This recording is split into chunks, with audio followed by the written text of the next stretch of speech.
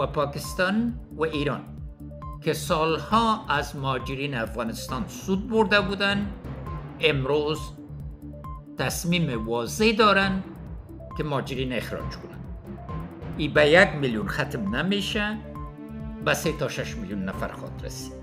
نن فرصت دیده که باید هغه بډایګانې چې لرو، هغه پانګې چې لرو په هغه باندې فکر وکړو. برخلاف موجودیتتان در کشورهای همسایه، شما دارای حقوق دائمی در خاک مقدستان هستید.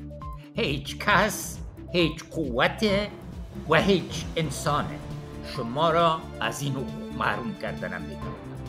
درک وحدت ملی و ضرورت همدلی و همبستگی با برگشت کنندگان حتمی است.